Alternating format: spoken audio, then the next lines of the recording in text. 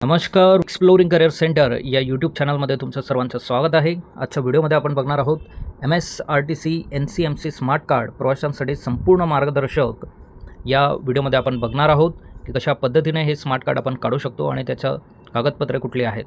तर ST बसमधून सवलतीचा दरात प्रवास करण्यासाठी नवीन डिजिटल नियम इथे लावण्यात आलेले आहेत.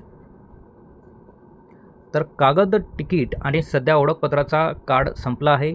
सवलतीच्या प्रवासासाठी आता स्मार्ट कार्ड अनिवार्य येथे करण्यात आलेलं आहे.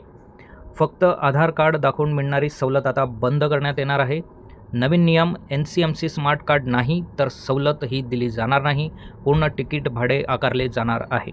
महाराष्ट्र राज्य परिवहन महामंडळाने सवलतधारकांसाठी हे कार्ड आता बंधनकारक येथे करण्यात आलेलं आहे. NCMC स्मार्ट कार्ड नक्की काय आहे हे आपण जाणून घेऊयात. तर नॉन ट्रान्सफरेबल म्हणजे अहस्तांतरणीय हे कार्ड असणार आहे. हे कार्ड फक्त ज्याच्या नावावर आहे तोच व्यक्ती वापरू शकतो, दुसऱ्याला हे देता येणार नाही. वन नेशन वन कार्ड हे एक प्रगत रुपे प्रीपेड डिजिटल वॉलेटसुद्धा आहे. आधार लिंक कार्डच्या चिपमध्ये प्रवाशाचे नाव, फोटो आणि सवलतीचा प्रकार डिजिटल स्वरूपात साठवला जातो. ST महामंडळ हा मोठा बदल का करत आहे? तर बनावट लाभार्थी रोखण्यासाठी, पारदर्शक परतावा आणि कॅशलेस प्रवास हा सुखद व्हावा यासाठी हे करण्यात येत आहे. हे कार्ड कोणासाठी आवश्यक आहे? तर STमध्ये सवलत घेणाऱ्या सर्व प्रवाशांसाठी 35पेक्षा जास्त प्रकाराचे सध्या प्रवासी आहेत की जे STमध्ये सवलत घेत आहेत. यात महिला प्रवासी की ज्यांना महिला सन्मान योजना 50% सवलत त्यांना दिली जाते. ज्येष्ठ नागरिक जे 65 ते 75 वर्षे 50% सवलत आहे आणि 75+ अमृत योजनेअंतर्गत त्यांना मोफत प्रवास दिला जातो. शालेय व तांत्रिक विद्यार्थ्यांसाठी आहे. दिव्यांग अपंग व्यक्तींसाठी आहे. पुरस्कार विजेते स्वातंत्र्य सैनिक किंवा पत्रकारांसाठी आहे. आणि सन्मान प्रवासी सवलत नसली तरी कॅशलेस तिकिटासाठी वापरू शकणार आहेत. तर कार्डचे शुल्क आणि वॉलेट रिचार्जचे नियम आपण इथे लक्षात घेऊयात. नवीन कार्डचे शुल्क हे 199 रुपये आहे. त्याचबरोबर जुने स्मार्ट कार्ड जमा केल्यास सवलतीचा दर हा 149 रुपये लागणार आहे. वॉलेटमध्ये कायम ठेवणे सक्तीचे असले किमान बॅलन्स हा 100 रुपये त्यात असणं गरजेचं आहे. 50च्या पटीत या पटीत तुम्ही कधीही रिचार्ज करू शकता. 50च्या पटीत आपण या कार्डमध्ये रिचार्ज करू शकतो. अर्ज करताना कोणती कागदपत्रे सोबत ठेवावीत?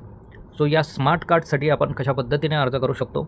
तर महिला आणि ज्येष्ठ नागरिक असतील तर फक्त आधार कार्डच्या आधारे त्यांचं हे कार्ड बनवलं जाईल. विद्यार्थी असेल तर त्यांना आधार कार्ड त्याचबरोबर सरल ID त्यांना इथे द्यावा लागणार आहे. दिव्यांग जर असतील तर त्यांना आधार कार्ड प्लस वैश्विक ओळख UDID कार्ड त्यांना जोडावं लागणार आहे. इतर सवलती, पत्रकार वगैरे असतील तर संबंधित शासकीय प्रमाणपत्र त्यांना इथे द्यावं लागेल. सामान्य प्रवासी असेल तर फक्त मोबाईल OTPने त्यांना हे स्मार्ट कार्ड इथे अवेलेबल करून दिलं जाईल. NCMC स्मार्ट कार्ड कसे काढावे? 4 सोप्या पायऱ्या यासाठी आहेत, ते आपण लक्षात घेऊयात. कोणताही ऑनलाईन फॉर्म भरण्याची गरज नाही आहे या कार्डसाठी. पहिली स्टेप आहे फक्त डेपो किंवा एजंटकडे जायचं आहे. तर जवळच्या ST डेपोत किंवा एजंटकडे आपल्याला जायचं आहे. दुसरी स्टेप, कागदपत्रे जमा करायचे आहेत. तुमचे आवश्यक ओळखपत्र तिथे सादर करायचे. स्टेप 3 आहे शुल्क भरायचं. नवीन कार्डसाठी 199 आणि जुन्या बदल्यात कार्डसाठी 149 रुपये भरायचे आहेत.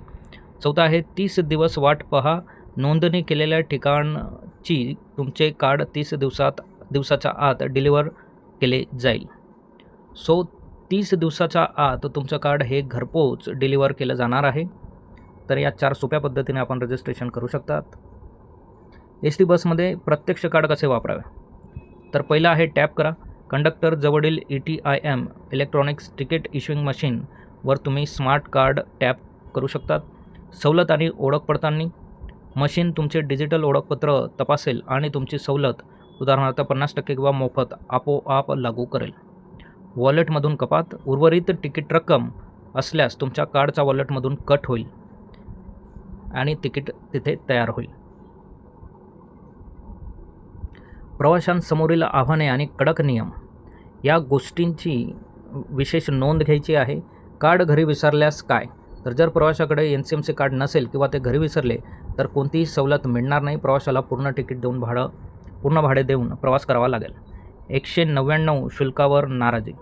हे कार्ड सवलतधारकांना मोफत मिळावे अशी प्रवाशांची मागणी आहे. काहींच्या मते या महामंडळाचा नफा कमवण्याचा मार्ग आहे.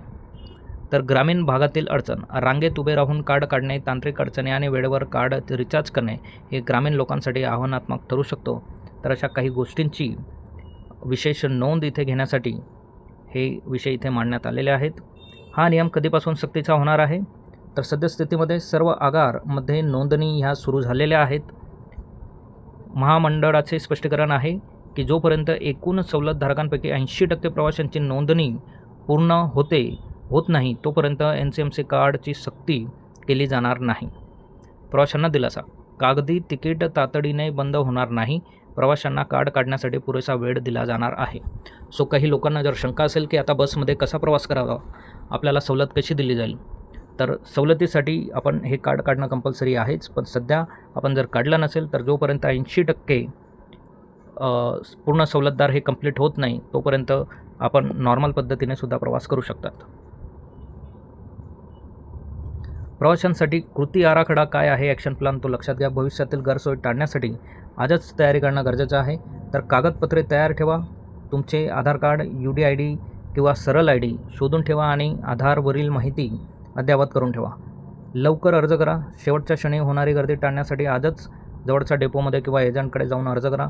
रिचार्जची सवय लावा. कार्ड हातात आल्यापासून त्यात नेहमी 100 बॅलन्स आहे याची खात्री करा आणि डिजिटल प्रवासाचा आनंद घ्या. अधिक माहितीसाठी तुम्ही msrtc.maharashtra.gov.in या वेबसाईटला व्हिजिट देऊन माहिती घेऊ शकतात आणि याबद्दलचा पूर्ण डिटेल्स तुम्हाला तिथे अवेलेबल केल्या जातील. सो असेच नवनवीन आणि अपडेटेड व्हिडिओ बघण्यासाठी आमच्या चॅनलला सबस्क्राईब करा, व्हिडिओला लाईक करा, योग्य त्या विद्यार्थ्यांपर्यंत ही माहिती पोहोचवा. थँक्यू, धन्यवाद, जय हिंद.